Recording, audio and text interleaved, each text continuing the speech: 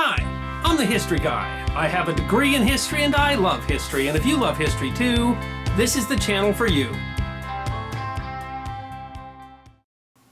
There's a lot of talk today about the sour relationship between the United States and Russia, and in a way that is a bit ironic, because most Americans do not realize that through the first maybe century and a half of the existence of the United States, Russia was a very good friend, sometimes when we had almost no other friends in Europe. And so it's worth noting that an event that pretty much represented the height of relations between the United States and the Russian Empire also represented one of the very strangest true stories of the Wild West. It is history that deserves to be remembered. When the United States declared independence in 1776, the news was received generally favorably in Russia, where the Empress Catherine the Great had a personal dislike for British King George III and felt that American independence would be good for Russian business interests. While Russia stayed neutral during the American War for Independence, the empire served the American cause in a substantial way by creating an alliance of European nations to preserve the rights of neutral shipping.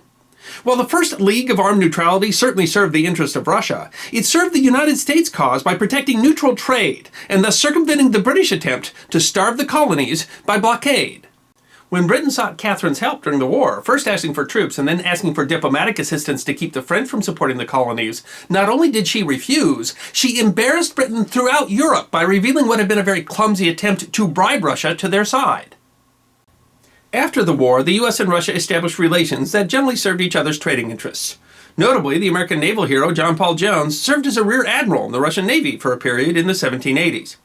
During the War of 1812, Russia offered to mediate a peace between the United States and Britain, and while Britain refused that mediation, Russia later mediated a dispute over the terms of the treaty that ended the war. Generally friendly trade relations continued, and in the 1840s, American civil engineer George Washington Whistler was hired to oversee the construction of the St. Petersburg to Moscow Railroad, which resulted in a long-term American involvement with Russian railway building. In 1853, when Russia came into conflict with an alliance of the Ottoman Empire, France, Britain, and Sardinia in what became known as the Crimean War, public opinion in the United States supported Russia, and the United States helped the Russian cause by facilitating trade across the Pacific. After the war, relations were so good that Russia commissioned the construction of naval vessels in American shipyards, including the 1858 launch of the screw frigate General Admiral, at the time the largest ship ever built in the United States. During the Civil War, Russia was one of the few European nations to openly support the Union cause, although they preferred a negotiated peace. During the war, Russia sent fleets to the United States. Well, this was really about Russian interests, as it was intended to keep their fleets from being bottled up in the Baltics in case of war with Britain. It was seen as support for the Union, and deterred intervention from other European powers on behalf of the Confederacy. But during this period, there was also an issue of potential conflict.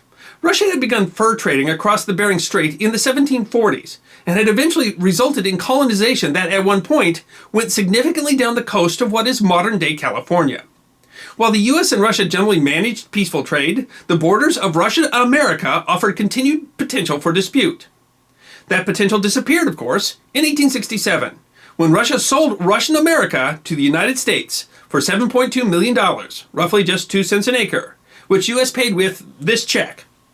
While the Russian sale of what is today the state of Alaska really was spurred by Russian interest, they feared that they would not be able to defend the territory in the event of war with Great Britain, it did represent the significant degree of trust and goodwill that existed between the two nations. But US-Russia relations faced a significant challenge in 1870, when, in a scandal eerily reminiscent of present US-Russia relations, the Russian ambassador to the United States, Konstantin Katakazy, was accused of trying to influence American domestic policy, partly by manipulating public opinion via the press. The scandal had to do with the ambassador's attempt to undermine negotiations between the United States and Great Britain, and in 1871 prompted U.S. President Ulysses Grant to request that Russia recall Katakazy for attempting to influence and misdirect the public opinion of the country. It was into that tense environment that Grand Duke Alexei, the fifth child and the youngest son of Tsar Alexander II, came to visit the United States.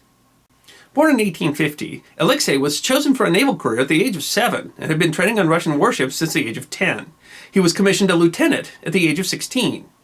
When famed U.S. Admiral David Farragut visited the Russian port of St. Petersburg with a naval squadron in 1867, Russia decided to respond with a high-level naval visit to the United States in 1871, and decided that the delegation would be led by the Grand Duke. While his reception from President Grant was chilly due to the Katakazi affair, the Grand Duke was generally received well in the United States. He was treated to a military parade in New York, visited West Point and Annapolis, and visited the cities of New York, Boston, and Philadelphia. Everywhere he went, he found huge crowds lining the streets, waving flags and cheering. He was hosted by important politicians, famous artists, and Civil War generals. But he was, most of all, entertained, with several balls thrown in his honor, as the 21-year-old Grand Duke was very fond of the ladies.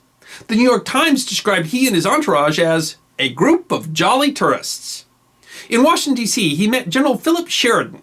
Sheridan was a Civil War hero whose troops had played a major role in defeating Robert E. Lee's Army of Northern Virginia in the Appomattox Campaign. In 1871, he was a major general, commanding the military division of the Missouri, in charge of the ongoing Indian Wars.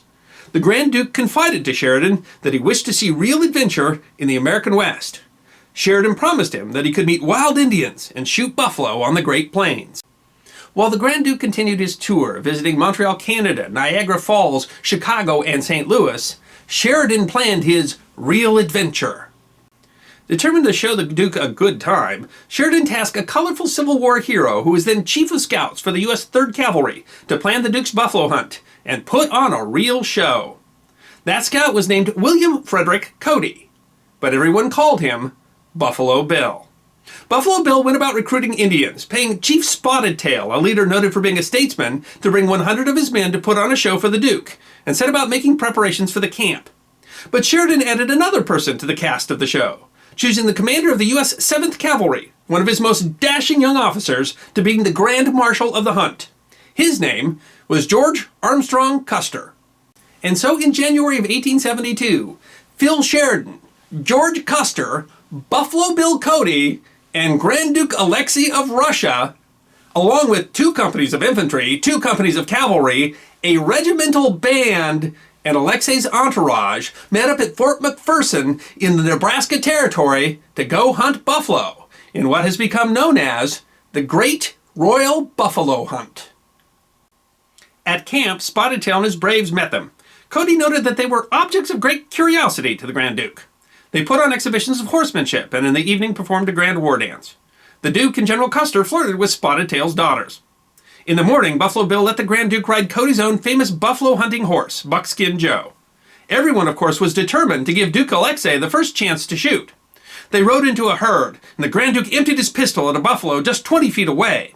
Firing 6 times, he missed 6 times. Surprised, Cody handed the Duke his pistol.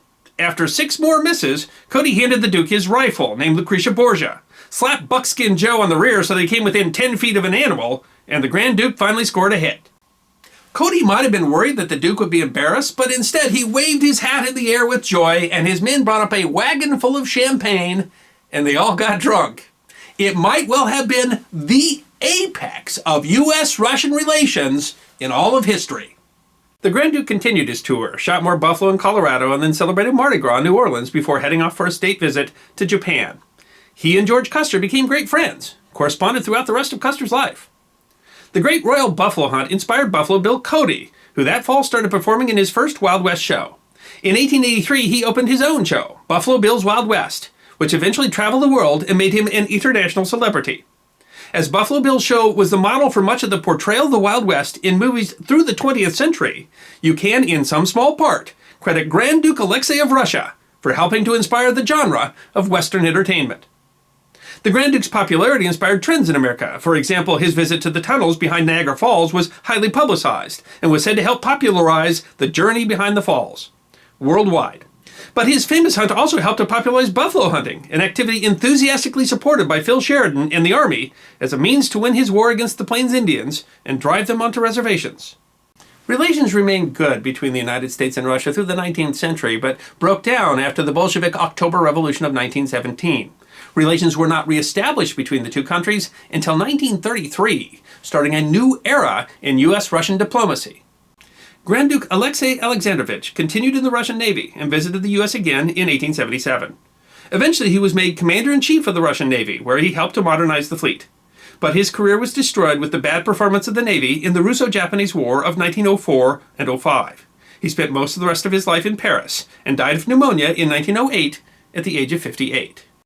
The Great Royal Buffalo Hunt represented an odd point in history for both U.S.-Russia relations and for the Wild West, and perhaps best represents a bygone era for both. It is history that deserves to be remembered. I'm the History Guy, and I hope you enjoyed this edition of my series, 5 Minutes of History, short snippets of forgotten history, 5 to 10 minutes long. And if you did enjoy it, please go ahead and click that thumbs up button, which is there on your left. If you have any questions or comments, feel free to write those in the comments section. I'll be happy to respond. And if you'd like 5 minutes more of forgotten history, all you need to do is subscribe.